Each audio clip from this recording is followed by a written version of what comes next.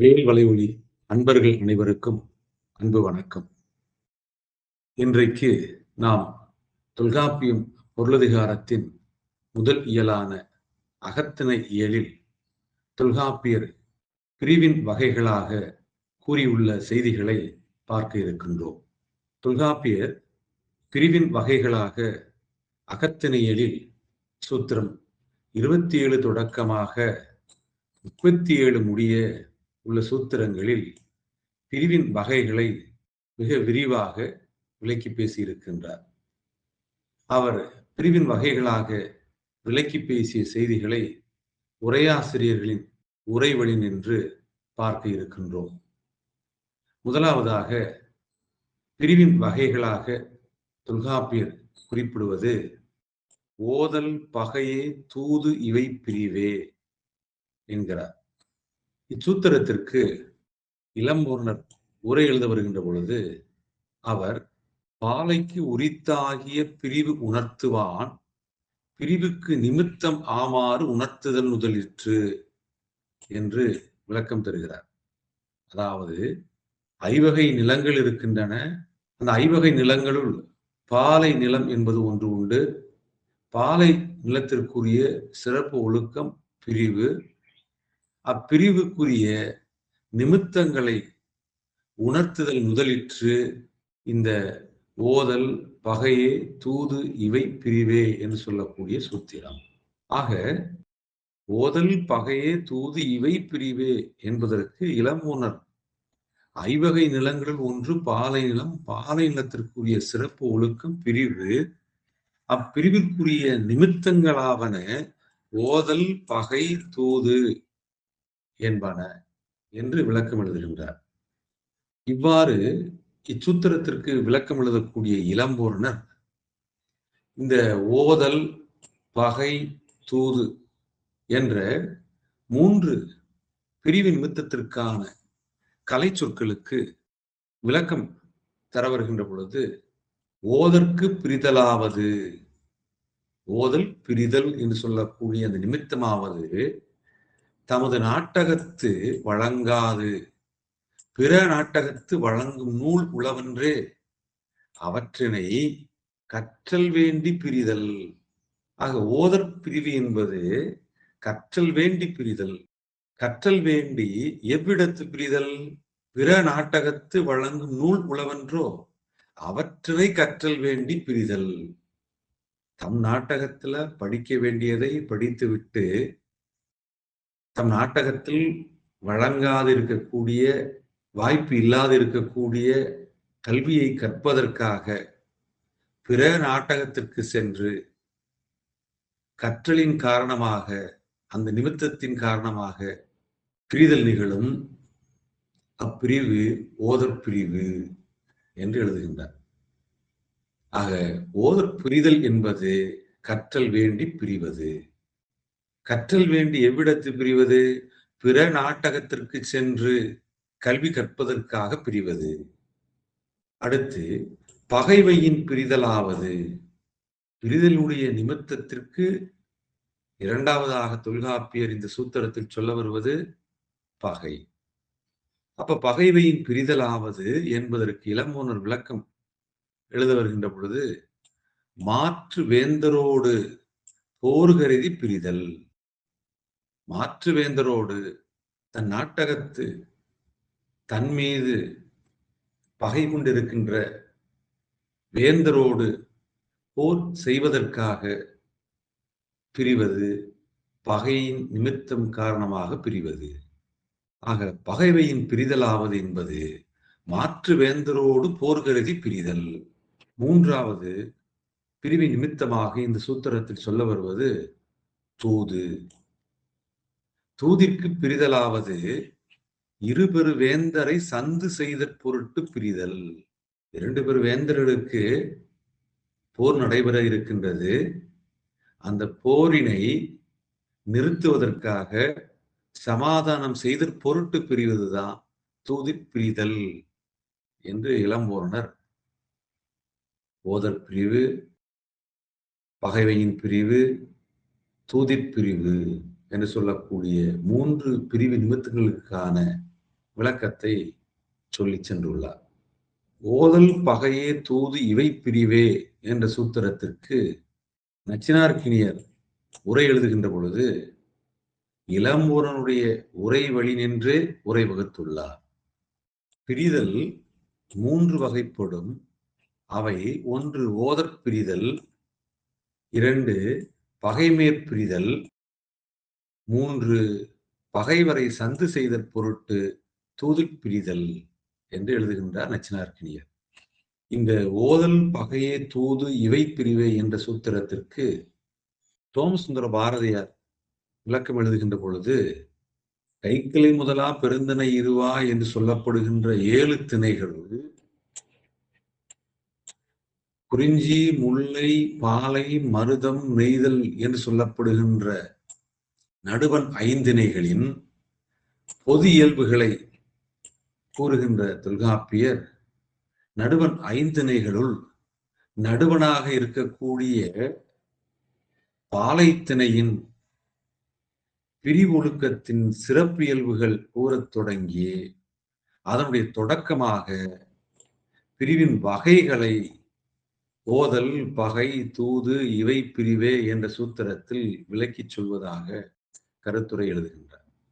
அங்கனும் விளக்கம் எழுதக்கூடிய சோமசுந்தர பாரதியார் ஓதல் பகை தூது என்று சொல்லக்கூடிய 3 நிமித்த சொல்லுக்கான விளக்கத்தை எழுத வருகின்ற பொழுது ஓதற் பிரிவாவது பிராண்டு தான் ஓதற்கு கல்விக்கு பிரிதல்.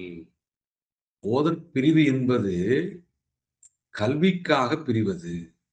பகைமையின் பிரிதலாவது தன் நாட்டிற்கும் தன் அரசர்க்கும் பகை ஆவாரோடு போர் கருதி பிரிதல். பகைமையின் பிரிவு என்பது போர் கருதி பிரிவது.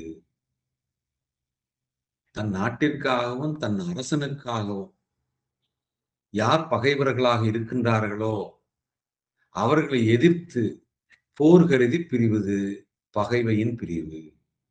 தூதிற் பிரிதலாவது பகைத்தார் வேறிருவரை பொறுத்தற் பொருட்டு பிரிதல்.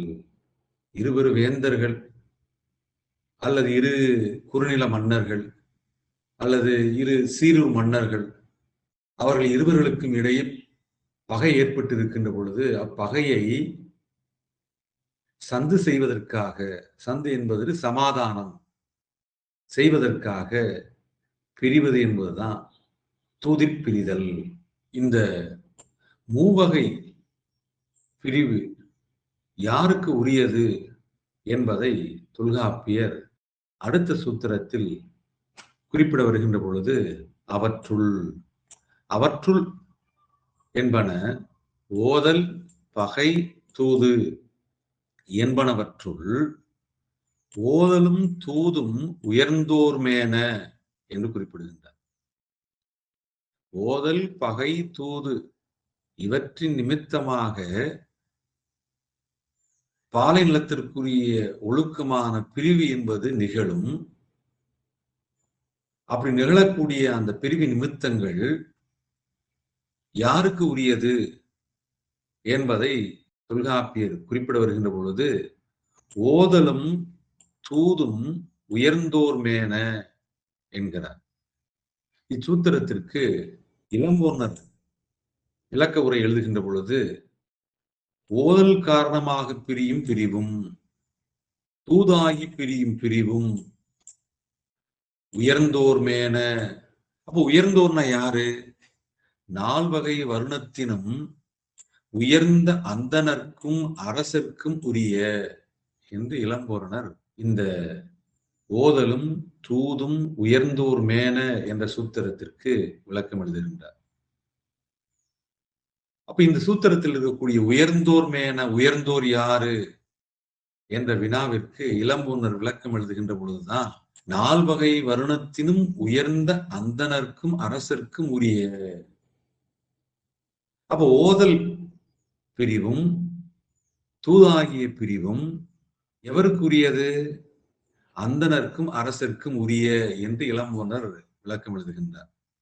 அங்கனும் விளக்கம் எழுதக்கூடிய இளம்பூர்ணர் உயர்ந்தோர் என்ற அந்த சொல்லுக்கு விளக்கம் தர வருகின்ற பொழுது, ஒழுக்கத்தானும் குணத்தானும் செல்வத்தானும் ஏனையரினும் உயர்வுடையவராதலின் உயர்ந்தோர் என்றார். உயர்ந்தோர்னா யாரு? ஒழுக்கத்தாலும் குணத்தாலும் செல்வத்தாலும் ஏனையரினும், அந்த 4 வகை வர்ணத்தினர்ல அந்தணரும் அரசரும் ஒழுக்கத்தாலும் குணத்தாலும் செல்வத்தாலும் உயர்ந்தவர்களாவர். அதனால உயர்ந்தோர் என்று தொல்காப்பியர் கூறியதாக இளம்பூரணர் உரை விளக்கம் எழுதுகின்றார். அங்கன விளக்கம் எழுதக்கூடிய இளம்பூரணர் இந்த ஓதற் காரணமாக, தூதின் காரணமாக உயர்ந்தோர் என்று சொல்லப்படுகின்ற அந்தணரும் அரசரும் பிரிவு மேற்கொண்டதற்கு சான்றுகளை தர வருகின்ற பொழுது, அரசர் தாம் தூதாகியவாறு வாசுதேவனால் உணர்க என்கிறார். அரசன் தூதின் பொருட்டு பிரிவு மேற்கொண்டதற்கு வாசுதேவனை உணர்க என்று எழுதுகின்றார். அதாவது வசுதேவன் மகன் வாசுதேவன் யாரு? கண்ணன். கண்ணன் தூது சென்றது நமக்கு மகாபாரதத்தினுடைய கதையின் வழியாக தெரியும். இப்ப அரசன் தாம் தூது சென்றதற்கு எடுத்துக்காட்டாக கண்ணன் தூது சென்றதை இளம்பொருணர் தன்னுடைய உரை விளக்க பகுதியில சான்றாக காட்டுகின்றார். சரி, அரசர் தூது சென்றதற்கு எடுத்துக்காட்டினை இளம்பொருணர் குறிப்பிட்டாரு. அந்தணர் தூது சென்றதற்கு எடுத்துக்காட்டு என்ன என்று வருகின்ற பொழுது, அதற்கு இளம்பொருணர் புறநானூற்றுல 305வது பாடலாகிய வயலை கொடியின் வாடிய மருங்குள் என்ற அந்த பாடலை சுட்டிக்காட்டி, இதனுள் பார்ப்பார் தூதாகியவாறு கண்டுகொள்க என்று சான்று காட்டுகின்றார். ஓதலும் தூதுமாகிய பிரிவு நிமித்தங்கள் யாருக்கு உரியன? உயர்ந்தோர்க்குரியன. உயர்ந்தோர் என்று சொல்லக்கூடிய சொல்லுக்கு இளம்பொருணர் உரை எழுதுகின்ற பொழுது அந்தணர் அரசர் என்று எழுதுகின்றார். அவ் இருவர்தான் 4 வகை வருணத்துள் உயர்ந்தோர். எவ்வகையான உயர்ந்தோர்? ஒழுக்கத்தானும் குணத்தானும் செல்வத்தானும் 4 வகை வருணத்துள் எவ்விருவரும் அந்தணரும் அரசரும் உயர்ந்தோர். அப்ப அந்தணரும் அரசரும் பிரிவின் நிமித்தங்களாகிய ஓதலுக்கு உரியவர்கள், தூதிற்கு உரியவர்கள். அப்ப அதற்கு சான்று என்ன? இளம்பொருணர் எழுதுகின்றார். அரசர் தூது சென்றதற்கு கண்ணன் தூதினை சான்றாக காட்டுகின்றார். அந்தணர் தூது சென்றதற்கு புறநானூற்றுல 305வது பாடலை சான்று காட்டுகின்றார். அப்ப அரசரும் அந்தணரும் ஓதலுக்கும் தூதிற்கும் சென்றதற்கான சான்று என்ன என்பது இளம்பொருணருடைய உரை விளக்கத்தில் நமக்கு கிடைக்கவில்லை. இந்த ஓதலும் தூதும் உயர்ந்தோர் மேன என்ற இந்த சூத்திரத்திற்கு நச்சினார்க்கனியர் உரை எழுதுகின்ற பொழுது, அந்தணர் முதலிய மூவர்க்கும் 2 பிரிவு உரித்தென்கின்றது. 2 பிரிவு என்பன ஓதலும் தூதும். இரண்டும் யாருக்கு உரித்து? அந்தணர் முதலிய மூவர்க்கும் உரித்து. இளம்பொருணர் என்ன சொல்றாரு? இருவருக்கு உரித்து என்று குறிப்பிடுகின்றார். நச்சினார்க்கனியர் தன்னுடைய உரையில யாராருக்கு உரித்து என்று குறிப்பிடுகின்றார்? அந்தணர் முதலிய மூவருக்கும் உரித்து.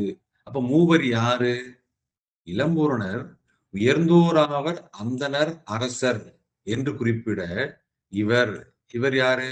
நச்சினார்க்கனியர் வணிகரையும் சேர்த்தார். ஆலைத்திணைக்குரிய பிரிவின் நிமித்தங்களாக தொல்காப்பியர் முதலில் குறிப்பிடுவன ஓதல், பகை, தூது. அந்த 3 பிரிவு நிமித்தங்கள்ல ஓதல் பிரிவு நிமித்தமும் தூது பிரிவு நிமித்தமும் யாருக்குரியது? உயர்ந்தோருக்குரியது. உயர்ந்தோர் என்பதற்கு இளம்பொருணர் விளக்கம் தர வருகின்ற பொழுது அந்தணர் அரசர் என்று எழுதுகின்றார். நச்சினார்க்கனியர் என்ன எழுதுகின்றார்?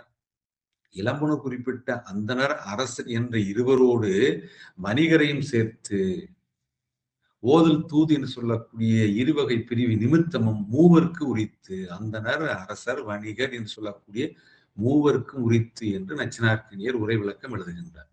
அப்ப நச்சினார்க்கனியர் அந்தணர் முதலிய மூவருக்கும் உரிய 2 வகை பிரிவு நிமித்தங்கள் என்பன ஓதற் பிரிவும் தூதிற் பிரிவும். இதன் வழியாக நச்சினார்க்கினியர் தன்னுடைய உரையில உயர்ந்தோர் என குறிப்பிடாத 4 வகை வர்ணத்துள் ஒருவர் யார் என்று பார்த்தால் 4 வகை வர்ணத்தாருள் வேளாளரை தவிர்த்து எஞ்சியிருக்கக்கூடிய அந்தணர், அரசர், வணிகர் ஆகிய மூவருக்கும் உரிய பிரிவுகள் தான் ஓதற் பிரிவும் தூதிற் பிரிவும் என்பதாக நச்சினார்க்கினியர் உரை விளக்கம் எழுதுகின்றார். அங்கனம் எழுதக்கூடிய நச்சினார்க்கினியர் பாடல் சான்றின் மூலமாக நிறுவ வருகின்ற பொழுது அகநானூற்றில் 125வது பாடலை குறிப்பிட்டு செல்கின்றார். இந்த பாடல்ல கைதுழு மரபின் கடவுள் சான்ற செய்வினை மருங்கின் சென்றோர் வல்வரின் ஆகிய இந்த அகநானூற்றுடைய 125வது பாடல் அரசன் ஓதற் பிரிவுக்கு சான்றாக நச்சினார்க்கினியர் குறிப்பிடுகின்றார். அடுத்து இந்த ஓதற் பிரிவு அந்தணர் முதலியோருக்கு சிறந்தது என்பதற்கு கலித்தொகையில 15வது பாடலை நச்சினார்க்கினியர் எடுத்துக்காட்டாக சுட்டிக்காட்டுகின்றார். அப்பாடல் பொய்யற்ற கேள்வியால் புறையோரை படர்ந்து நீ மையற்ற படிவத்தான் மறுத்திரள் ஒள்வதோ என்கிறார். இப்பாடல் கலித்தொகையில 15வது பாடலுடைய பாடல் அடியாக இடம்பெறுகிறது. இப்பாடல் அந்தணர்கள் ஓதற் பிரிவுக்கான சான்றாக நச்சினார்க்கினியர் குறிப்பிடுகின்றார். சரி, அந்தணன், அரசன் இருவரும் ஓதற் பிரிவு மேற்கொண்டதற்கு நச்சினார்க்கினியர் சான்றினை குறிப்பிடுகின்றார். அதே சமயத்துல அரசன் தூது சென்றதற்கும் அந்தணன் தூது சென்றதற்கும் நச்சினார்க்கினியர் எடுத்துக்காட்டு சுட்ட வருகின்ற பொழுது சிலப்பதிகாரத்தில் ஆய்ச்சிற்குறைவில் இடம்பெறக்கூடிய ஒரு பாடலடியை சுட்டிக்காட்டுகின்றார். இப்பாடலடி அரசன் தூது சென்றதை குறிப்பிடக்கூடிய பாடலடி. பஞ்சவர்க்கு தூது நடந்தானை ஏத்தாத நா என்ன நாவே என்று இடம்பெறுகிறது. வசுதேவன் மகன் வாசுதேவன், அதாவது கண்ணன், அந்த கண்ணன் தூது சென்றதை குறிப்பாக சிலப்பதிகாரத்தினுடைய ஆய்ச்சிற்குறைவில இப்பாடலடியானது சுட்டி காட்டுகிறது. ஆக இப்பாடலடியின் மூலமாக அரசன் தூது சென்றதற்கு நமக்கு சான்று கிடைக்கிறது. சரி, அரசன் தூது சென்றதற்கு நமக்கு சான்று கிடைத்தது. அந்தணன் தூது சென்றதற்கு நச்சினார்க்கினியர் சான்றாக குறிக்கக்கூடியது புறநானூற்று பாடல். அப்பாடலடி வயலை குடியின் வாடிய மருங்குல் என்று சொல்லக்கூடிய பாடலடி. இப்பாடலடி அந்தணன் தூது சென்றவாறு உணர்க என்று நச்சினார்க்கினியர் உரை விளக்கத்தில் எழுதுகின்றார். மேலும் நச்சினார்க்கினியர் உரை எழுத வருகின்ற பொழுது வாணியன் சென்ற தூது வந்துழி காண்க என்று எழுதுகின்றார். இந்த ஓதலும் தூதும் உயர்ந்தோர் மேன என்ற சூத்திரத்திற்கு இளம்பூர்ணர் உரை விளக்கம் எழுத வருகின்ற பொழுது உயர்ந்தோர் என்பதை அரசர் அந்தணர் என்று குறிப்பிடுகின்றார். நச்சினார்க்கினியர் என்ன குறிப்பிடுகின்றார்? அரசர் அந்தணர் இருவரோடு மேலும் ஒருவரை குறிப்பிடுகின்றார், வணிகர் என்பவர். மூவருக்கும் உரிய பிரிவு நிமித்தங்கள் ஓதலும் தூதும் என்று குறிப்பிடுகின்றார். அங்கனும் குறிப்பிடக்கூடிய நச்சினார்க்கினியர் இந்த ஓதல் நிமித்தம் அந்தணருக்கும் அரசருக்குமான பாடல் சான்றை குறிப்பிடுகின்றார். தூது நிமித்தம் மேற்கொண்டதற்கு அந்தணருக்கும் அரசருக்கும் பாடல் சான்றை குறிப்பிடுகின்றார். ஆனால் மூன்றாவதாக நச்சினார்க்கினியர் தன் உரையில் குறிப்பிடக்கூடிய வணிகர்களுக்கு ஓதல் நிமித்தம் காரணமாக, தூது நிமித்தம் காரணமாக பிரிவு மேற்கொண்டதற்கு வந்த வழி உணர்க என்று எழுதி செல்கின்றார். அப்ப எதன் அடிப்படையில் நச்சினார்க்கினியர் அந்தணர், அரசர் என்ற இருவரை தவிர்த்து ஓதல், தூது என்று சொல்லக்கூடிய 2 பிரிவு நிமித்தங்களும் வணிகர்களுக்கு நிகழ்வதாக குறிப்பிடுகிறார் என்ற ஐயப்பாடு எழுகிறது. இந்த ஓதலும் தூதும் உயர்ந்தோர் மேன என்ற சூத்திரத்திற்கு இளம்பூர்ணர், நச்சினார்க்கினியர் இந்த 2 உரையாசிரியர்களுடைய உரையை மறுத்து சோமசுந்தர பாரதியார் வேறொரு உரையை பதிவு செய்கின்றார். அவர் தமது உரையில் இளம்பூரணர், நச்சினார்க்கினியர் இருவரினுடைய உரையை மறுத்து சொல்ல வருகின்ற பொழுது எப்படி குறிப்பிடுகிறார் என்று பார்த்தால், இந்த ஓதலும் தூதும் உயர்ந்தோர் மேன என்று சொல்லக்கூடிய இந்த சூத்திரத்துள் உள்ள உயர்ந்தோர் என்பதற்கு முதல் இரு வருணத்தார் என்று உரையாசிரியர் என்று சிறப்பித்து சொல்லப்படுபவர் நமக்கு எல்லாம் தெரியும், இளம்பூரணர். அவர் உயர்ந்தோர் என்பதற்கு முதல் இரு வருணத்தார் என்று குறிப்பிடுகின்றார்.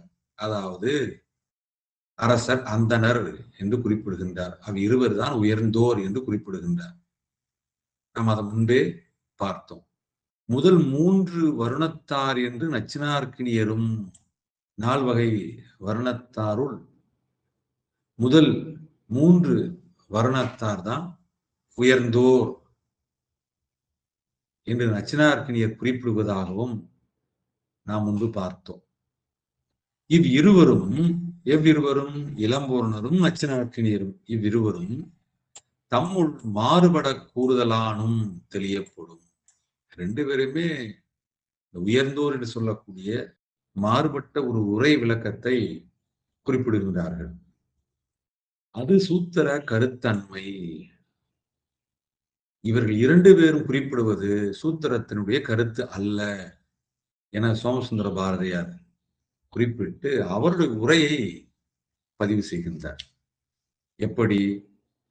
இந்த சூத்திரத்தில் இருக்கக்கூடிய உயர்ந்தோர் என்போர் யார் என்பது சோமசுந்தர பாரதியார் உரை எழுத வருகின்ற பொழுது, உயர்ந்தோர் மேன என்பது இணைநிலை பெயர்க்குரியார் பலருள்ளும் அடியோர் வினைவலர் ஏவலர் போல் அல்லாத உயர்ந்தோர்க்கே உரியவாம் என்று உயர்ந்தோர் மேன என்ற சொல்லுக்கு விளக்கம் தருகின்றார். இளம்பூரணரை போல 4 வகை வர்ணத்துள் முதல் 2 என்றோ, நச்சினார்க்கினியரை போல 4 வகை வர்ணத்துள் முதல் 3 என்றோ விளக்கம் தராமல் 2 பேருடைய உரையை மறுத்து சோமசுந்தர பாரதியார் உயர்ந்தோர் மேன என்று சொல்லக்கூடிய அச்சொல்லாடல் திணைநிலை பெயருக்கு உரியார் பலர் உள்ளும் அடியோர் வினைவலர் ஏவலர் போல்வார் அல்லாத உயர்ந்தோர்க்கே உரியவாம் என்று எழுதுகின்றார். அப்ப அடியோர் வினைவலர் ஏவலர் போல்வர் அல்லாத உயர்ந்தோர் யார் என்ற கேள்வியின் உரையின் வழியாக நமக்கு மேல் விளக்கம் தேவைப்படுகிறது. அதற்கு சோமசுந்தர பாரதியார் மேலும் குறிப்பிடுகின்ற பொழுது, எவர் ஒழிந்த அடியோர் வினைவலர் ஒருவருக்கு ஏவலர் ஏவல் மரபின் ஏனையோர்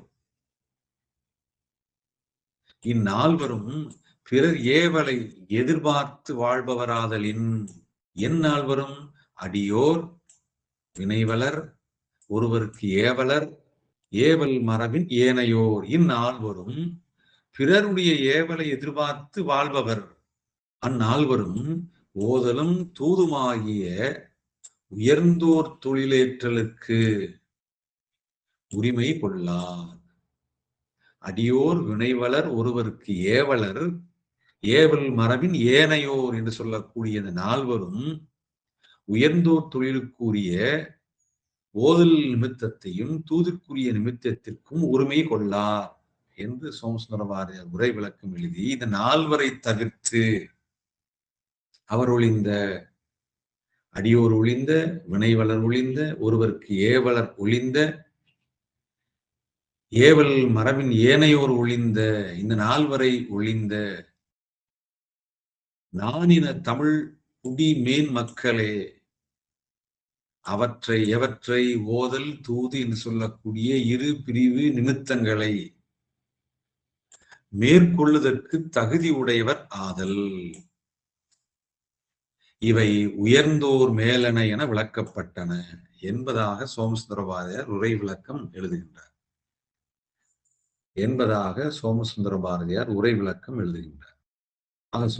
பாரதியார் இளம்பூருடைய உரையையும் நச்சினார்க்கினுடைய உரையையும் தன்னுடைய உரை விளக்க பகுதியில் தக்க காரணங்கள் காட்டி மறுத்துள்ளார்.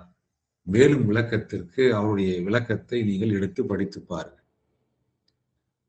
அங்கனம் இளம்பனுடைய உரையையும் நச்சினார்க்கினியுடைய உரையும் மறுத்து உரைக்கின்ற சோமசுந்தர பாரதியார் தன்னுடைய கருத்தாக பதிவு செய்கின்ற பொழுது, ஓதலும் தூதும் உயர்ந்தோர் மேன என்ற சூத்திரத்தில் உள்ள உயர்ந்தோர் என்பதற்கு விளக்கம் தர வருகின்ற பொழுது, அடியோர் வினைவலர் ஒருவர்க்கு ஏவலர் ஏவல் மரபின் ஏனையோர் இந்த நால்வரும். இந்த நால்வரும் யாரு? பிறர் ஏவலை எதிர்பார்த்து வாழ்பவர். இவர்கள் ஓதல் தூது என்று சொல்லக்கூடிய பிரிவு நிமித்தத்திற்கு உரியவர் அல்லர்.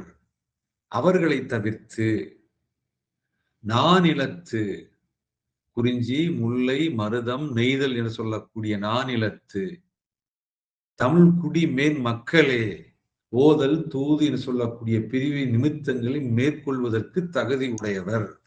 அவர்கள்தான் உயர்ந்தோர் மேன என்பதாக சோமசுந்தர பாரதியார் உரை விளக்கம் தருகின்றார். இதை நீங்கள் மிக கவனத்தில் கொள்ள வேண்டும். அங்கனம் உரை விளக்கம் தரக்கூடிய சோமசுந்தர பாரதியார் பாடல் சான்றுகள் எவற்றையும் தன்னுடைய உரையில் குறிப்பிட்டு காட்டவில்லை.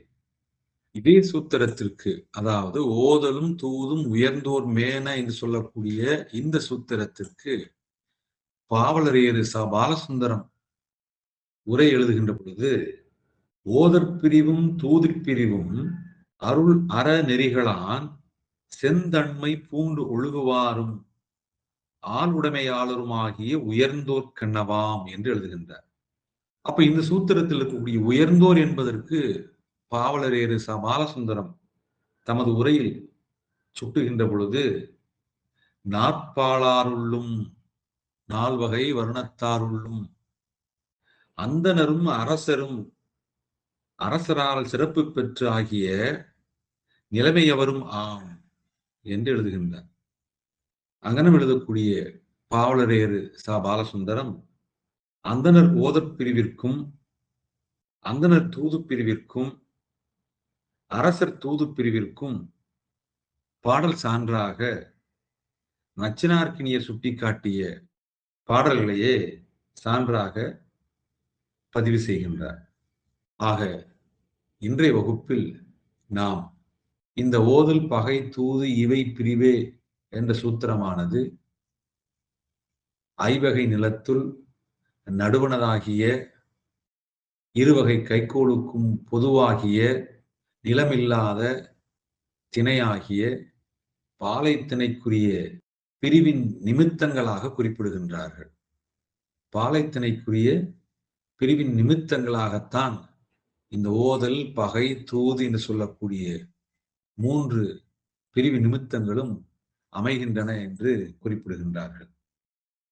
ஓதல் என்பது கல்வின் பொருட்டு பிரிதல் என்றும், பகை என்பது போரின் பொருட்டு பிரிதல் என்றும், தூது என்பது இருவர் வேந்தருக்கு இடையே இருக்கக்கூடிய பகையை சந்து செய்விப்பதன் பொருட்டு பிரிதல் என்றும் உரையாசிரியர்கள் விளக்கம் எழுதுகின்றார்கள். அங்கனம் எழுதக்கூடிய உரையாசிரியர்கள் அடுத்து வருகின்ற ஓதலும் தூதும் உயர்ந்தோர் மேன என்ற சூத்திரத்திற்கு விளக்கம் எழுதுகின்ற பொழுது, உயர்ந்தோர் என்று சொல்லக்கூடிய அந்த சொல்லுக்கு இளம்பூரணர் 4 வகை வருணத்துள் அந்தனர் அரசர் என்று விளக்கம் தருகின்றார்.